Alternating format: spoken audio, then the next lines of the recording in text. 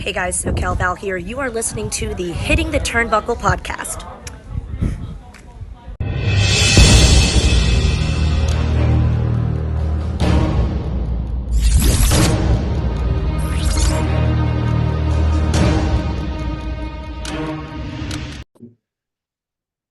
Another busy week in AEW, some challenges laid down for Double or Nothing, some unfortunate retirements that we're going to get into in a second. But someone that's joining us today, making his return. It's been a while. He's been a very busy man on the, shall we say, the world of social media, recreating a new site called Follow the Revolution. We will drop all of the social pages and we'll give him the chance to drop his social pages on here as well during the show. But welcome back, the all elite bearded genius, Mr. Gary Joe. Welcome back to the show, my man. Dude, I very much appreciate this a lot. Like I always say, when you always ask me to be a part of these, there's no way I'm going to say no. So hitting the Turnbuckle podcast, hard to believe. That's been almost a year since I've had some collaboration with you guys. And man, it's always bittersweet. And we let's just say I'm very excited for, what you pitched out to me, Adam, the other day. So it's been too long. That's what I would say. Initially, been way too long. Busy week in AEW as always. Now, usually when these shows, we start with the little tidbits of news that have come out from AEW and some questions actually from the last show that we done. It's been nearly 2 weeks actually since myself and Dave sat down and done a AEW review for one reason or another. The first one is, as I kind of mentioned on the intro, a little bit of unfortunate news. Chuck Taylor seemingly retiring from in-ring competition due to injury. Now, the news reports that come out say that there is a little bit of like maneuver there, sort of they're going to write it off in the storyline, but because he may be able to wrestle, like a lot of people do, they may retire and come back as wrestlers do, but it is a legitimate injury, unfortunately. Now, for somebody that carried that company from the start and from those pandemic years, like every week, I used to remember during the pandemic, Best Friends were always on Dynamite. They were one of the focal points of the show during the pandemic. Really disappointing news, but at the same time, we've got to wish Chuck Taylor all the best. yeah, I totally agree, man. Good start to the show here because, in my opinion, I was always wondering why are they not putting the titles on the Best Friends? Because, they are the original signings that you've had since this company opened the doors in 2019. And, Chuck and Trent and Orange, they're going to make it, in my opinion, they're going to make something very special out of this for Chuck. One thing that I'm hoping that we can get is, all right, let's get the people what they want, one more hug into the ring. I'm sure you saw as well, Adam, that kudos. This is one thing I love about Tony. He tries to make them fit. He doesn't want to release them. He doesn't want them to go off to the sunset. He wants to do his best to actually try to help them. His talent. So Chuck Taylor has actually been a coach and a producer. Yes. When he's been, dealing with these unfortunate situations in his career. So kudos to Tony for that in AEW. So, and I wish Chuck the very best because, man, I'm a big Eagles fan for football, and so is he. So, yeah. That's Philadelphia Eagles, right? I'm no good with this, but is that right? You are correct, my man. Yes. I get that right. I'm glad because generally these nicknames and bits and pieces just throw me. Another quick question before we get to the fan question, because we was talking off air just now and you made a good point. Recently, AEW have been doing these kind of back-to-back shows. So we've either had Dynamite or Collision, Dynamite or Rampage, or Collision or Rampage, or even Ring of Honor. How have you made for that? Because that's 3 hours of television. It seemed to have, and I don't like talking about ratings because I don't really believe in them a lot, but it seems to have improved the ratings with them coming together as like a combination show. And they fed into shows. So I think when we saw the attack on, I think it may have been one on Tony Khan on Dynamite recently, it fed into Rampage. And likewise, this week's Collision fed into Rampage. What did you make of that over the last couple of weeks? So, Adam, if I can be totally honest with you, man, when the first 3 hour happened, I'm thinking, well, this is going to be odd, and all of a sudden they were continuing it again and again and again. And Last night was a good example. Collision, what did that feature? A lot of storylines going on with Dynamite, and you're carrying it over to Collision. The 3-hour time slot, I don't want them to do that. But for the progression that they're doing with storylines that supposedly people don't think they have, they're really featuring that. And you saw, like, last night, I don't want to go ahead, but you got Swerve doing his thing, looking dominant more than he did on Wednesday because of what happened over there. But if it's going to progress the stories more than, okay, cool. AEW, they cater to wrestling, specifically wrestling. Yeah. That's okay to a degree, but the report that came out from Fightful that AEW really has plans for storyline progression. Yes. And because of these setbacks with injuries, this is what they need, and get that audience built, because you are right, Adam. You're bringing up the ratings. Sure, people may see a decline, but let's not forget there's sports and all that stuff. But this week actually was the highest increase for more than any wrestling company. So AEW knows what they're doing. They're really not silly if they, they are on a sports network where they have to commit to the network. People just got to remember that. So, but yes, I totally love this question, and that is my opinion on it. It's interesting. I mean, I watch 3 hours of Raw every week, so it's not like I'm not used to 3 hours of television. But AEW, in fact, is the #1 show in terms of viewership over there in the UK, Adam. So you guys are the best for that. So it's always been good over here, and it helps that I do think they played a good card over here in the UK, having it on like free-to-air TV, so you don't need like a separate, with the WWE you do, and their numbers over here are horrific, because that you do need that. Obviously, it may change next year, obviously, when it goes Netflix. I don't know, and I don't think numbers have mattered really in ages, and I don't get why people have this big thing about it, because if you look in general, numbers are barring SmackDown anyway. Numbers across the board, no matter what company you're in, I've had dips and troughs. They always do. It depends on the time of the year. But interesting point that you make about sports, because I believe the channel that AEW's on in the States has basketball, but they're in the middle of potentially losing those rights to basketball. How much would that actually have a positive or negative effect, Gary, over there in America for AEW? As a big AEW fan that supports the company through and through, it could affect AEW in some ways, because you need to have that money coming into your network to support your network. And that's what basketball does. Hockey, with their playoffs, it's actually one of the most highest rated shows over there as well when that's on. So it's going to be very interesting. Maybe Warner Brothers can pick up another sport, maybe like baseball. You never know. We're in this world of technology where streaming is the most hottest thing. Maybe that's why Rob went to Netflix. I pay attention to Tony with his interviews, every single one, and he keeps teasing that streaming network. Yeah. He wants that to be a part of his new deal. Now, the one that actually was very intriguing when Tony said recently that with the new deal being done, he not only wants to get a streaming deal done, but he wants to stay on the Warner Brother networks. So it could really affect AEW if, in fact, the NBA does go to NBC. But I say it this as well.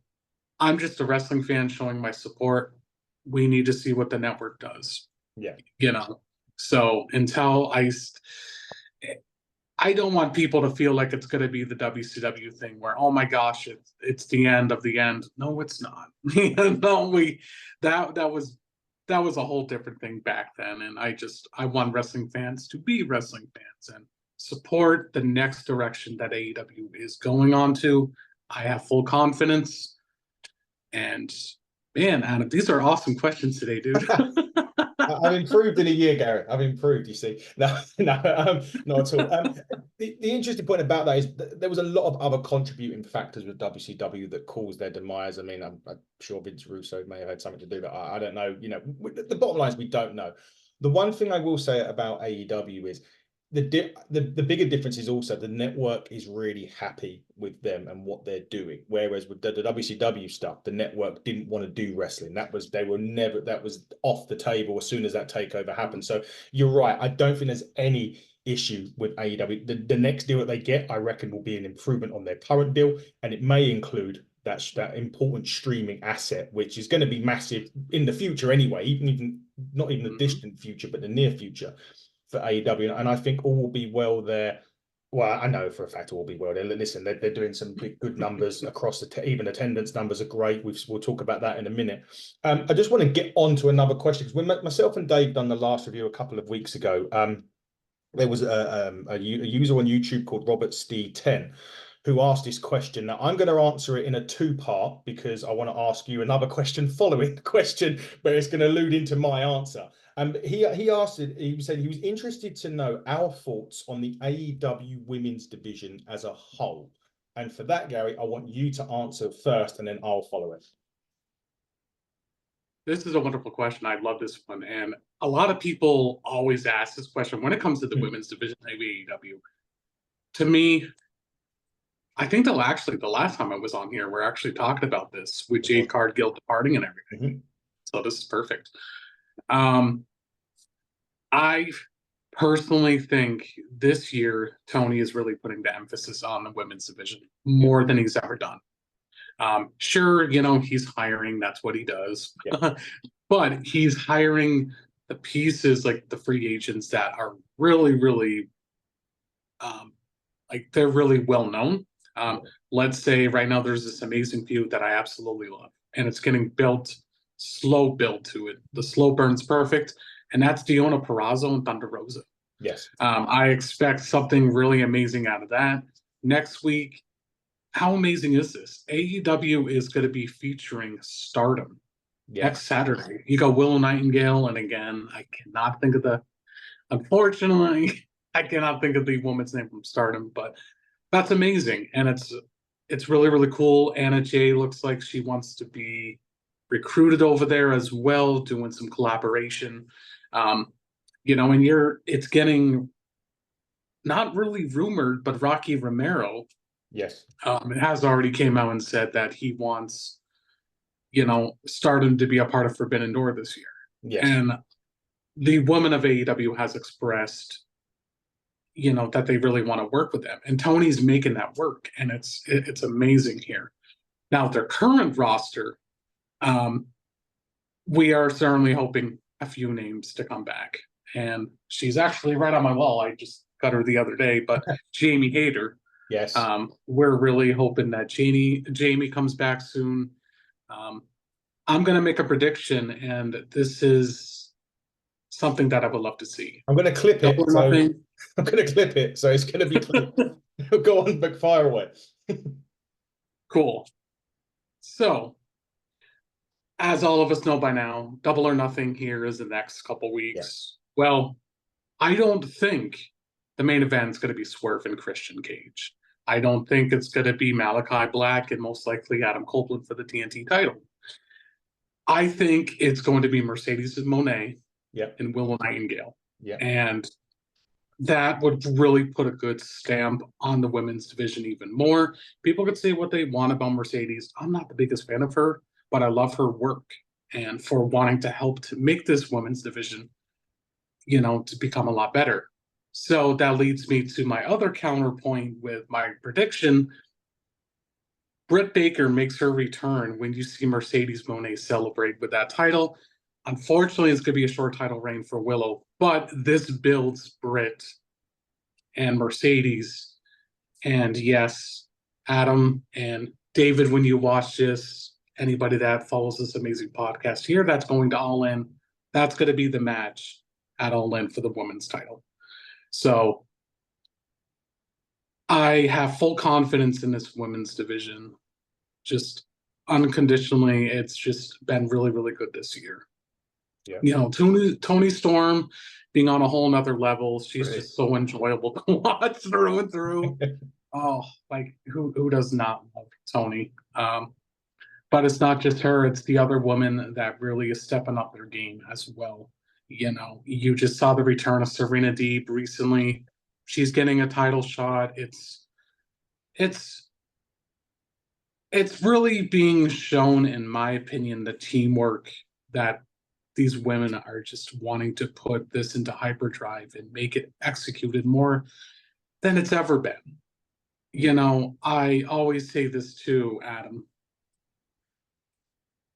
When you're watching Ring of Honor and when you're watching AEW, Ring of Honor's Supercard of Honor pay-per-view, the most recent one, had 67 plus minutes worth of women's matches, not segments, match time. Yeah. And AEW, unfortunately, I really believe it's just the network's nitpick saying, no, don't feature the woman all that much because they're limited to a degree, So, but that's my takes on it. And of course, Mr. Cousins, let's hear yours. Well, first things first, Willow Nightingale will be facing Tam Nakano this next week. The wonders of Google. Thank you. The wonders of Google while I was enthralled by listening to your answer. My answer is we're big fans of the women's division, women's wrestling in general over here. I think it's great. I think the acquisitions of not only Mercedes Moné, but you mentioned Deonna Purrazzo as well, have been quite great. And Ibushi and everybody else, that Osprey, obviously, and we'll get onto that in a second. I'm just going to read off the sort of out of action roster, I've called it at the minute, with AEW. So we've got Bandido, The Blade, Darby, Britt, Jamie, Julia, Jeff Hardy, Juice, Keith Lee, Ibushi, Mercedes, but we know she's coming back. Mark Davis, Miro, MJF, Ortiz, Paul White, Powerhouse Hobbs, Ricky Starks, Scorpio Sky, who's coming back. We've seen bits of him. Wheelie Yuta, who's not past a concussion since he's been concussed or is having protocol, not past protocol for about a month. Yuka Sasaki, Hangman Adam Page with a family matter, Dralistico with visa issues. We know obviously about Omega and his diverticulitis. And then Penelope, I get the words out, Ford, burst about. Obviously, Ruby Soho is going to be on maternity if she's not already. And I think there's one more name on the list. Sammy Guevara, who's now back from suspension. My not to say it's an issue, but right now the roster's already massively stacked right now of people that can compete in AEW, and it's finding time for them. Then when you bring those back, and I just wonder, Gary, if going forward that perhaps, and we know why Collision was bought out, we know the background about all that, and they wasn't going to do a hard roster split. It was always going to be, like a soft split where they just can come and go between the two. But I do wonder, and I do want to ask you, is perhaps is that going to be more of a hard split when they get the people back to actually find time to get the people on these shows rather than just having a 30-second interview? Yeah, I want them to be involved as much as they can. I'm with you. It depends the severity of the injury. Let them do their segments and such. But if they're ready to go, ready to execute back in the ring, let them be in the ring, but at least have a story behind it. Mm-hmm. Those names that you mentioned are just, wow, promising talents through and through. I always say too, next man up, next woman up. But at the same time, you don't want to get them lost in the shuffle once they return either. Mm-hmm. Oh man, like just the names, dude, that you mentioned, just wow, phenomenal. So yeah, I want them to be utilized a lot more, but injuries happen. I look at it this way too. If it has to come down to proper precautions, that's fine. Unless you're Sammy Guevara always getting suspended. I love Sammy Guevara. I mean, he is the coolest dude to meet, but is this the last one, Sammy? Let's hope so. Let's hope there's no more Guevara issues. But let's get now into the week in AEW. We've spent a while talking about the news, which has been great. And I like it when there's news to talk about because it makes these podcasts more interesting, especially when you're doing it with someone and not doing it to a brick wall that can't answer you, which is the norm at the minute. So it's great to have somebody on to talk and ask questions to as well. And we will put some of these questions to the followers of. But we can put them on both of our sites and see what they think. And then when you come on, we can review the answers and take it from there. we're not going to necessarily go match order or anything. We're just going to talk about general stuff that's happened on AEW. And you mentioned Swerve, and then you did mention something called storylines, which is something that people have been criticizing AEW about not having the storyline aspect. Well, you got to remember, and I will compare it, WWE is storyline based and then wrestling. AEW is wrestling storyline. So you have to remember that there is a differentiator between the two, regardless of who you support and all that crap that people do on the internet. Now, but people have been criticizing AEW for a bit about these storylines. Here's the thing. Christian Cage gets announced as Swerve Strickland's opponent at Double or Nothing. And people are like, what's the storyline? Blah, blah, blah. And I'm like, well, it's an easy one. And this is where AEW have done something really, really good. And they should be commended. When they do things good, they should be as equally as commended when people don't agree with something that AEW do. And there's not enough of that. People don't give them enough credit when credit is due. They do not. I don't care who you are. There's not one person that can change my mind on that, period. I'm sorry, regardless of who you are. Sorry, they don't. So here's the good thing about it is, right? And they said, what's the storyline? I'm like, well, Christian's got the patriarchy. Who's in the patriarchy? Nick Wayne. What happened last year with Swerve and Nick Wayne, right? So they have just brought that back to the surface because people have forgotten about it. But that's what I loved about it. They brought someone on that's going to give him a hell of a match because Christian Cage is a wily old veteran, and it will be one of those really interesting, I would say, like old school main events that you used to get, 10, 20 years ago. It brought into the 2024 with the AEW wrestling aspect to it. But you have the storyline bit behind it with the patriarchy and Nick Wayne, who's got history with Swerve. And all in all, that's going to make that match a lot more interesting just because of the storyline behind the actual two competitors. I don't know what to say on that. That is perfectly said there, man. Honestly, like this like one thing that I liked about it was Christian and Swerve actually did bring back that story that did happen several months ago, and it's not like it was a random, which I'm going to be nice, but then you talk about random with Cody Rhodes and Logan Paul, but that's a whole different story. I don't want to get into that. We don't finish stories on here. So, but the fact that AEW is really continuing a story that, I will be honest. When they announced Christian Cage too, I was like, interesting, but why Christian? You said it best. I can't counter with that. I can't compete with that. Amazing elaboration there, Adam. But that was perfectly said. And last night, I'm also, I guess this gives me a perfect rebuttal to ask you there, Adam. Now, with the beatdown from the Mogul Embassy, which didn't seem like a beatdown after what happened last night with Swerve. No. Who do you think Swerve can bring in to even the odds? Because I have one name that already comes to mind. I want to hear your name first. Okay, can I just say also about that? And this is again when there is a criticism of they don't do anything that's like surprising during the show. You just mentioned it. The Mogul Embassy turning on Swerve. I didn't even see that coming. And generally with these things, you see them coming a mile off. You're like, oh, here we go.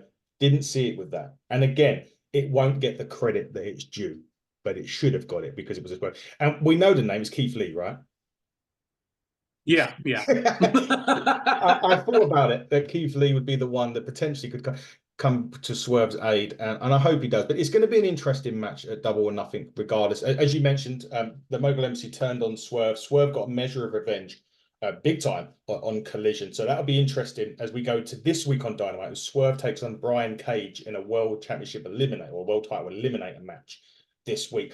Brian Cage, I want to touch on Brian Cage because I think he's brilliant. I think that and this is maybe controversial for the show.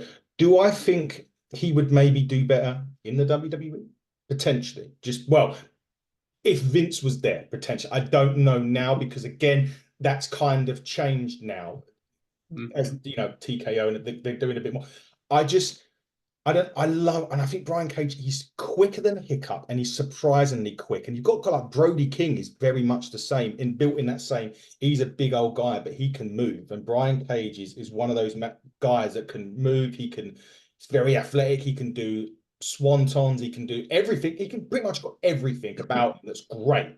I'm just really looking forward to that match next week on Dynamite, just because it's a different kind of opponent for Swerve as well. Swerve has always had people that have kind of, about Christian Cage, and, it had that great feud with Adam Page as well, was brilliant over a course of a few matches. But Brian Cage gives him another problem in the strength and the speed. And I really want to see how what chemistry those two have in the ring on Dynamite next week. And I think that's the beauty of it, because obviously those two really know each other really well. And that's when you get them into the ring. It's, you got the muscle versus the athleticism. And I'm not like, the combination's really bittersweet for me. And I'm going to counter what you were saying about Brian Cage. Maybe someday in WWE, he would be freaking amazing. Yeah. Really, really good over there, Yeah. It's just Brian Cage, he did sign a lengthy deal. So, I mean, he has some trust with Tony and AEW apparently. But when his contract does come up, if he decides to go over there, I'm telling you, he will be literally, no pun intended, a machine. He's a freak of nature. And Brian Cage, to me, honestly, I'm not just saying this because we're touching on him. I feel he is a very underrated talent.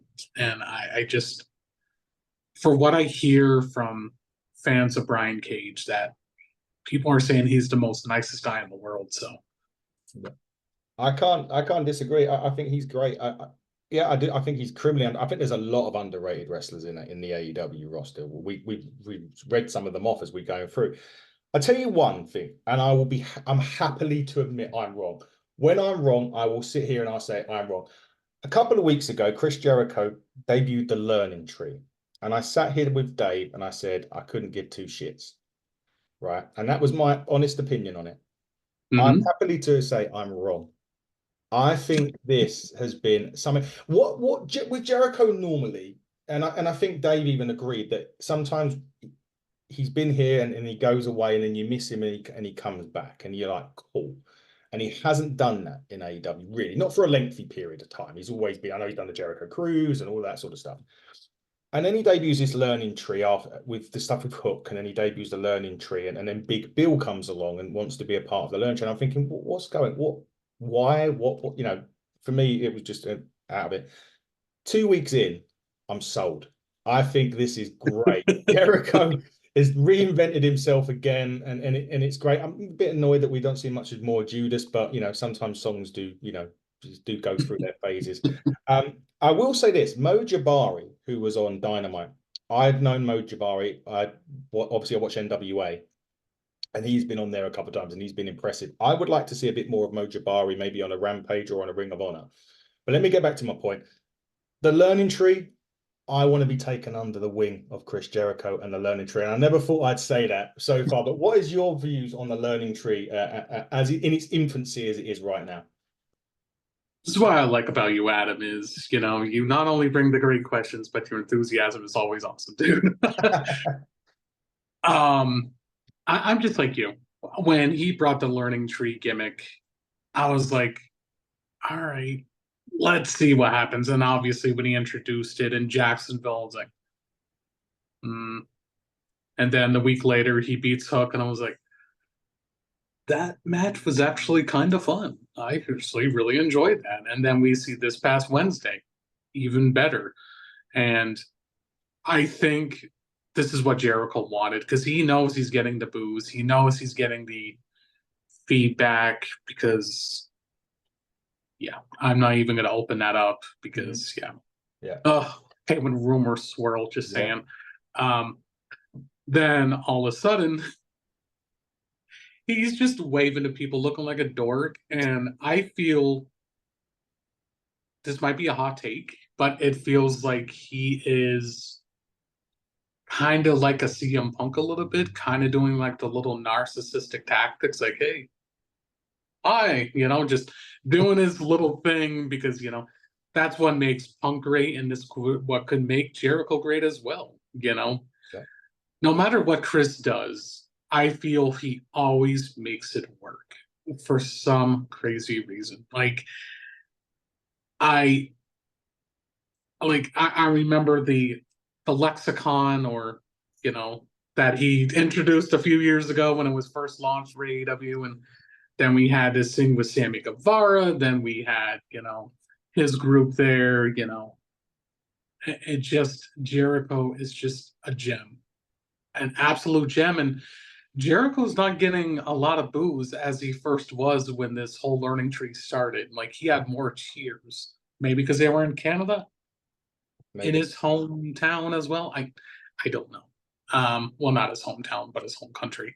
But yeah, Jericho is just, damn, he always really synchronizes me in for whatever thing that he comes up with. So, well done so far, and here's to see where they're going to go with it now that Hook is returning next week. Yeah.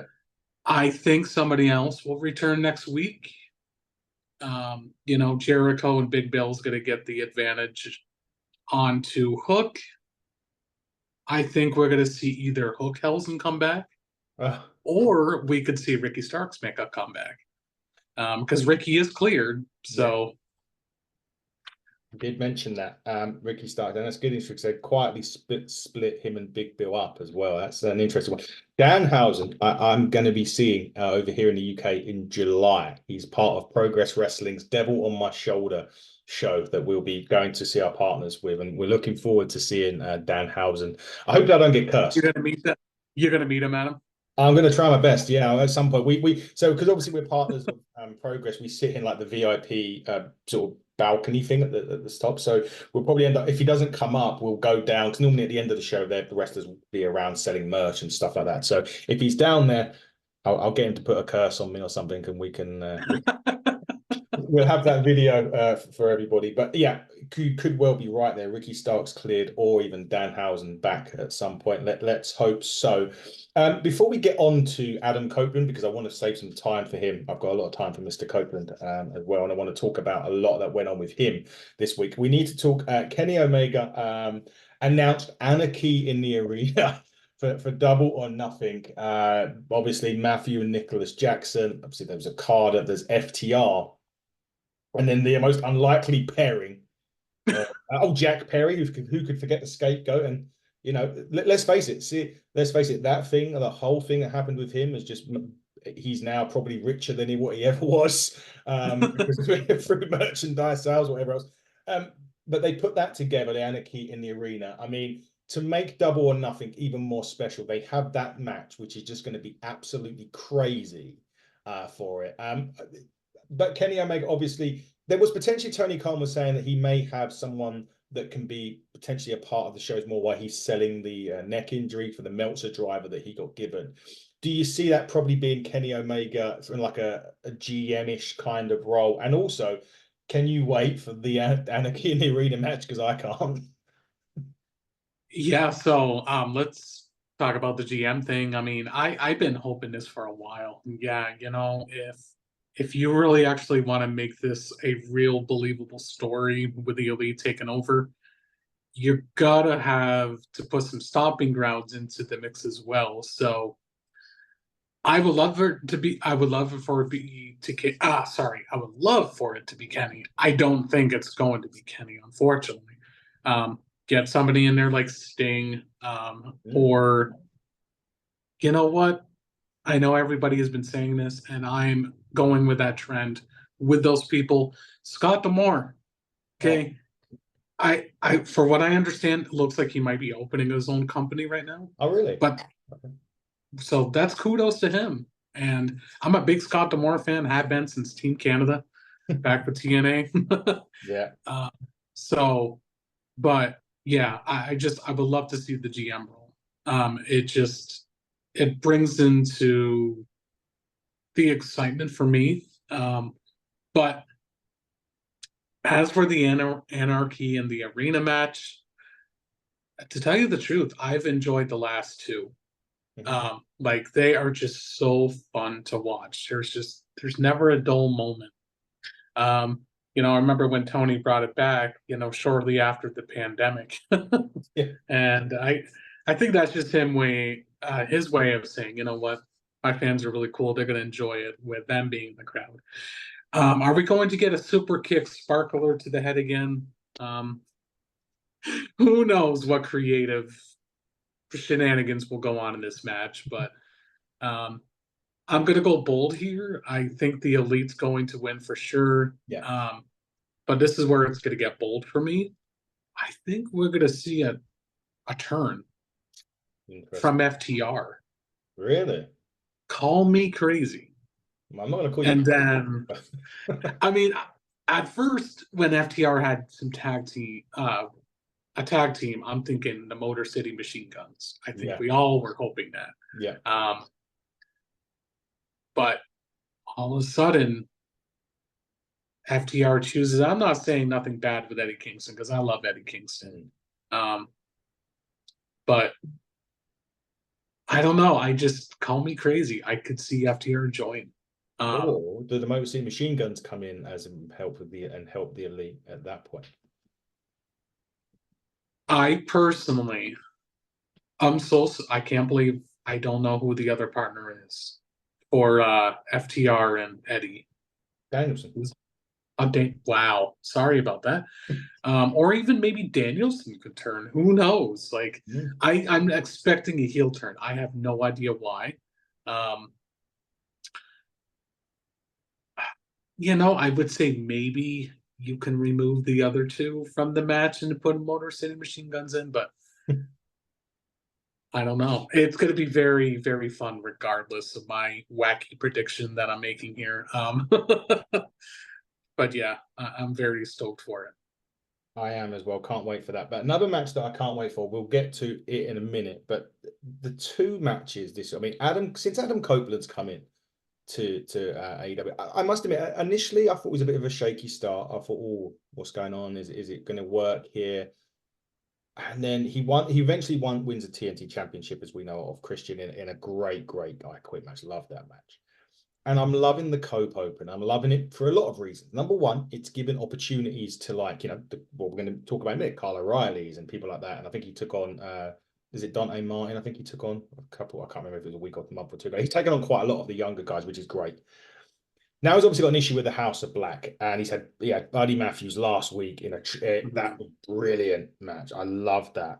This week he had Brody King on Dynamite, and once again, it was a fight. It was a great. And it shows the different sides of Copeland. That was the fight that he had. That was an absolute brawl with Brody King. Brody King, another underrated talent, by the way, in my opinion.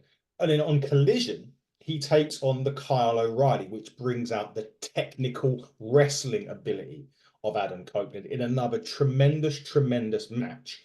And then at the end of Collision, at the start of Rampage, he's kind of not letting go of Kyle O'Reilly, and Kyle O'Reilly has to sweep him away.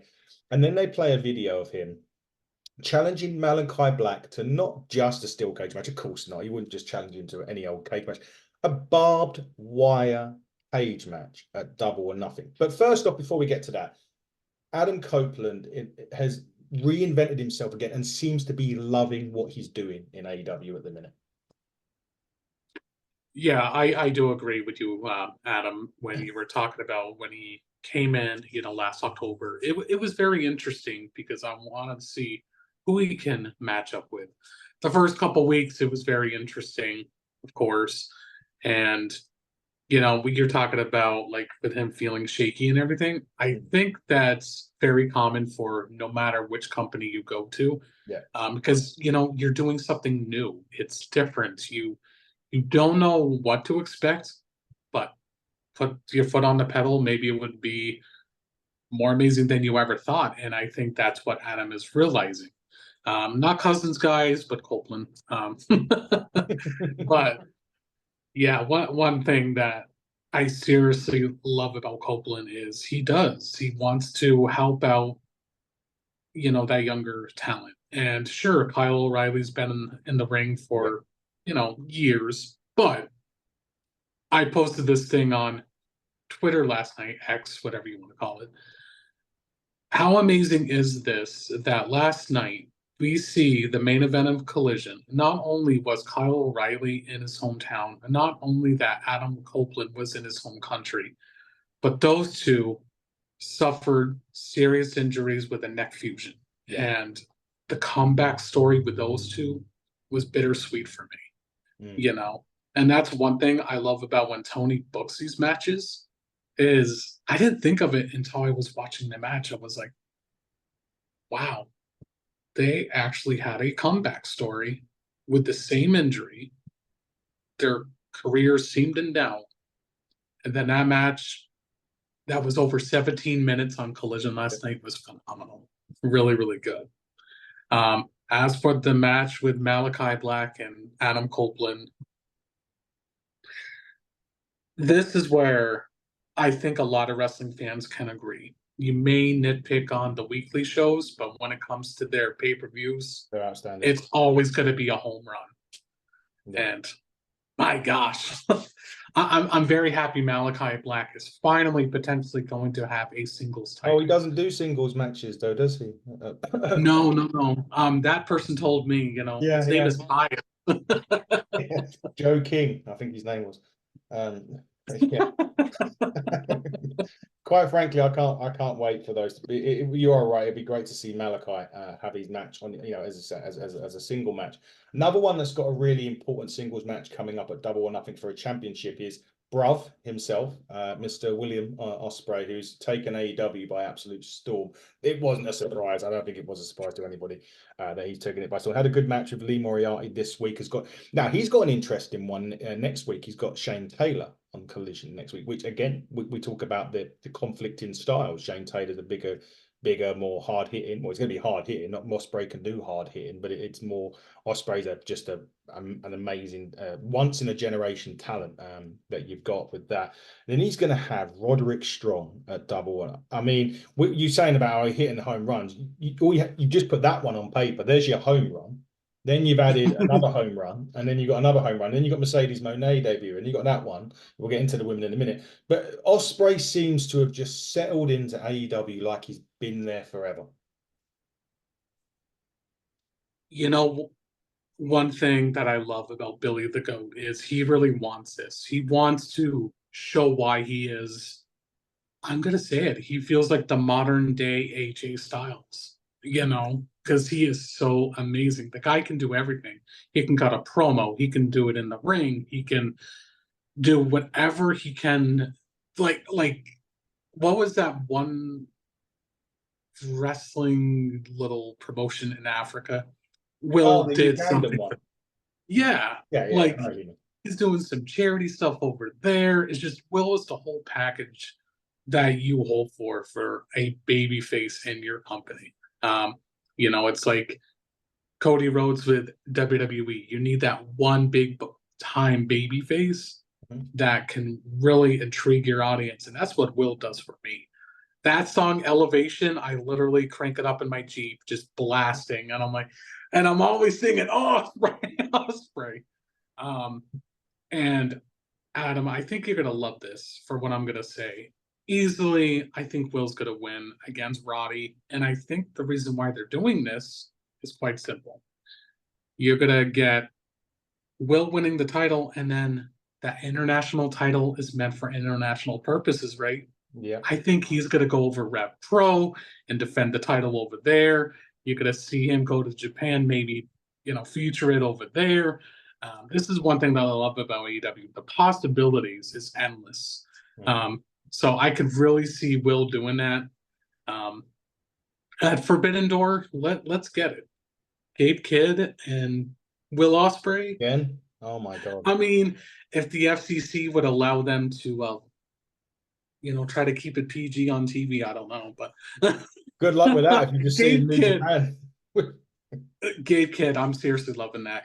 He's he's just so fun to watch lately. But yeah, so kudos to Will, and not only him, Roderick Strong as well. Like, Roddy doesn't get the credit he deserves because, he wants to also help out much as he can. And at first it was interesting when it was Will Ospreay and Roddy, because I was like, well, what's the reason for that? And then now it just synchronizes in my brain. Will is a international phenomenon. So yeah, that's my thoughts on that. Yeah, I agree. I would like, and I don't know, because obviously Tony Khan was at Will Ospreay's last independent show over here. He was taking on someone called Michael Oku, who is now the Revolution. Well, he was the Revolution Pro Champion, still is. I'm thinking, wouldn't that rematch be great in front of around 60,000 people at Wembley for the AEW International Championship in August? Mm. I mean, I am good friends with this guy named Thomas Reagan, and he goes to Progress Wrestling and he talks about Oku a lot. So Yeah, yeah, I who knows? I'm telling you, never say never, right? Yeah, Um, exactly that. Never. I mean that Jericho would, showed up before the Rev Pro show before All In last year. oh yeah, I So forgot about that one. yeah, and we know that. Listen, Will Ospreay would defend that everywhere because I mean he doesn't do grind apparently. Ospreay doesn't do the grind. No, So, apparently not, but so you no, know. only been doing it for 20 odd years. But I don't know. What do I know? I'm just a mark. Anyway, let's get on to the women quickly. We'll start wrapping up. We showcase the women. I mean, look, Mariah May for me on Dynamite this week. I love Mariah. Mariah May is like Tony Storm is next level in terms of what she's done for her character. It's so every time I see her, I just laugh. And because I know it's either going to be something she's going to say, she's going to challenge. I don't know, Fabulous Moolah again, or someone like that she does. When it was obviously Mercedes, but we knew, but it was just so funny. Or she will say something, or just her mannerisms are great. And then you've got Mariah May underneath her, who is just literally this. She's very talented as well, Mariah, in the ring. We saw her against Harley Cameron this week as well. Harley Cameron's talented as well. We don't see a lot of her in the ring just yet, but we are getting a bit more of that. And like you mentioned, we saw Thunder Rosa this week against Robin Renegade on Collision. And as you said before, I don't think her and Diona have finished yet with it. But Tony Storm is one for me that I at the moment I don't want her losing that title. I know you're saying apparently you reckon Mercedes will probably beat Willow at Double or Nothing and win that, and that will set up something for. But again, there is a storyline involved in Willow and Mercedes. It was Willow Nightingale's match that injured her in the first place. Again, AEW doesn't do storylines, but well, I don't know. You tell me. But the women itself, good showcase. And obviously, we've got so many wrestlers to come back. You say Britt Baker, Jamie Hayter. I still think I'm hoping she's back for when we come to Wembley. Where do you see? I'm going to put one out here. Diona Purrazzo versus Thunder Rosa in a lights out match. Do you accept American money on them? Because I will send it right over. I accept anything, my friend. I will send you some of that U.S. currency because you're taking my money with that because I think that's what's really getting built for, and those two really will have the chemistry as well. Obviously this would be nothing new for Thunder Rosa, but this would show why Deonna Purrazzo was an amazing signing to begin with as well. I remember when she was defending her ROH Women's Championship a couple of years ago on the main event at Dynamite against Martinez. Yes, Mercedes Martinez. And now for what she is then to now is just amazing. Deonna is something that I can really get behind. Rosa, I'm always behind. Like that match, it could potentially be on Dynamite. When would that happen? Again, that's what I love about AEW with the direction of slow burn builds. You got me sold with the lights out match. So Yeah, I just think it would be great to see. It'd be a great showcase for both of those as well. It would be tremendous. I hope it happens. I really do. We got another interesting match this week on Dynamite. Pits the BCC back together now. Obviously, Claudio did walk out of Danielson's promo this week because he was talking about. And I love this. I love the fact that Claudio still hates Kingston, that he can't be in the ring when Danielson's talking about him. I thought that was absolutely tremendous work. But nevertheless, Moxley returns from Japan. Obviously, I think he was successful in his match in Japan. He returns to team with Bryan Danielson this week to take on Carl Fletcher and Jeff Cobb coming back. Jeff Cobb made such an impression last time. I honestly thought they were going to sign him like, you know, we're going to get the graphic and all of that sort of stuff. That match alone is worth tuning into Dynamite for this week. That's like a pay-per-view match. Like, my gosh, like Kyle Fletcher and Danielson in the same ring. Yeah. And then we have the Island Boy, Jeff Cobb, and John Moxley. So which one is going to bleed first? We already know it's going to be John, but maybe they both will bleed because, my gosh, those two are like rhinos just hitting each other. Like, gosh, like that match has me sold as well. Like, next week's Dynamite to me is built like a pay-per-view already. And this is the direction that I seriously love what AEW is doing. Like, I always say lately, like, my goodness, every month pay-per-view, like, you really got to intrigue me. And the build for Double or Nothing is bad, nothing but pure amazement right now. But I'm biased. I am a big Joe Cobb fan, have been for almost 8 years, and my goodness, I can't wait to see Jeff Cobb again. And this time he's a champion, just like Mox. So it's going to be a lot of fun. It will be. Also, Matthew and Nicholas Jackson takes on Matt Sydal and Christopher Daniels as well, which will be a nice little tag to carry Dynamite. Makes me think of the ROH days. Yeah, it certainly does. Obviously, Hook returns as well. God knows what's going to happen there. So we got a big week of AEW to cover, 2 weeks away from Double or Nothing. That is on a bank holiday weekend over here. I will be at Super Strong Style 16 that weekend at Progress Wrestling, fun enough, seeing Shelton Benjamin, of all people, who will be making his Progress debut, as will Mike Santana. I know just recently departed AEW over to TNA recently as well. I'll be seeing him. Unfortunately, Brian Keith was no longer competing. Which absolutely annoyed me when they announced that, because I was looking forward to seeing about. He was on there this week as well. AEW. I love Brian Keith. I think he's very, very much one for the future. But Gary Joe, look, you've got this. You've had, obviously, we're not going to talk about all the stuff with Honor the Elite and stuff, but you had to do another Facebook page called FTR. Why don't you tell us about that? Tell us where people can subscribe to you and what great stuff that you can tell us that you've got coming up on those. Yeah, absolutely. So anybody that has seen me before on this amazing podcast, I had HDE, also known as Honor the Elite. Unfortunately, there was a hack, literally on April Fool's Day. So apparently somebody wants to fool around, just ruin my moment. But you know what? That's okay, because I looked at it as, you're not going to stop me. With that being said, you could follow my Facebook page, FTR Follow the Revolution. I am also on YouTube, Twitch, X, TikTok lately has been really picking up steam. That's pretty amazing there. But yeah, you could definitely find me on your social media outlets.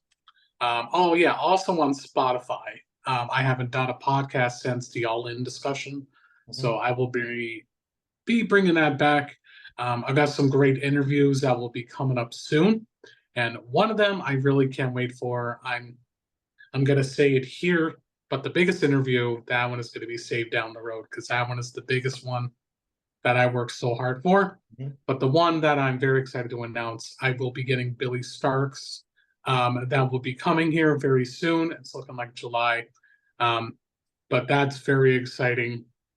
And there's something very exciting that I don't know if Mr. Cousins over here wants to officially announce. Let's just say I agree. Yeah. I don't know if you want to save that for publishing something, or if you want to. Yeah, we'll save that. Yeah, we'll save that. Okay, that's a good idea. Yeah, but you also do on your YouTube, which I've obviously subscribed to. We have subscribed to it. Women's Squared Circle. Tell us about that. Yeah, I can't believe I forgot that. Those poor ladies. They will be going live next Sunday, the 19th, at 1:00 Eastern U.S. time. Basically, I give these amazing women an opportunity to express themselves, and because they're a voice of the voiceless as well. One thing I love about those 5 women, Vixen Omega with Marissa DeLuca, War Mama Elise, Rhonda Phillips, and Kim Maggard, they are so rejuvenated every single month that we do this for, which you guys can find us live on there on YouTube once a month, but the third Sunday of every month is when we do it. But if you follow my socials, you will definitely see when I will be publishing the graphic and the dates. But these women appreciate me to the fullest, and I appreciate their hard work as well. So it's all just strictly AEW because, they are big AEW gearheads like we are here, Adam, and everybody that's watching. And it's one of my highest rated shows, and they work so hard for it. And, I just got to say one last thing since we're on that little women chatter. All mothers out there, happy Mother's Day. Happy Mother's Day to your wife, Rachel, there, Adam. So. Oh yeah, she's it's the weird thing is this Mother's Day is only in the US today. So really? She doesn't get that nothing like that. No, yeah, it's only in the US today. It's not over here. So I want to say either it's already been or it's coming up, but I think we've already had it. Ours was like I think April time, something like that. Yeah, ours was April time. Yeah, because I went to see family. My mother who lives down in Cornwall, just like really down the end of England, basically. So ours is in April, but yes, happy Mother's Day to everyone over in the States celebrating today. So she doesn't get any additional chocolates or anything like that. Don't even we'll edit that out. We're really gonna edit that. Listen, guys, in terms of hitting the Turnbuckle podcast, we are closing on a couple more guests. We will be going back to the Extreme at some point in the near future for sure. I'm not going to mention names yet because we are just finalizing stuff, and I don't like announcing it until I know it's definitely happening, just because these things happen. And a multiple former WWE Divas champion will be again, we're finalizing that for the near future as well. Some UK independent talent is coming on as well as we get some shows. We're heading closer to our sponsored show with Ignite. Buckle up on July the 14th. 75% sold tickets already. We've got some of the big names in the UK coming in. Luke Jacobs is one. I think Tony Khan knows who he is, and he should be paying close attention to Luke Jacobs. If you don't know who he is, Google him. You soon will. That's for sure. One of the many names that we've got coming in for that. There's going to be shows dropping all week next week, review shows. We've got NWA Spotlight continuing next week as well. And yes, we will sort out the announcement for us, Gary, next week. I'll get something together for that. It's great, by the way. I'm looking forward to that, and the partnership going forward will be fantastic. Thank you so much, though, for joining us on a Sunday to do this AEW stuff. We'll get David back. We'll all three get together. We've got to do some double or nothing predictions as well. We've got AEW next week. We'll sort all that out. But thank you very much for your time. Enjoy the rest of your Sunday. And guys, don't forget to go onto the FTR page, the Follow the Revolution page, as well as our page, HTT Buckle on X, Hitting the Turnbuckle podcast on all social media outlets. And until next time, everybody, take care and goodbye.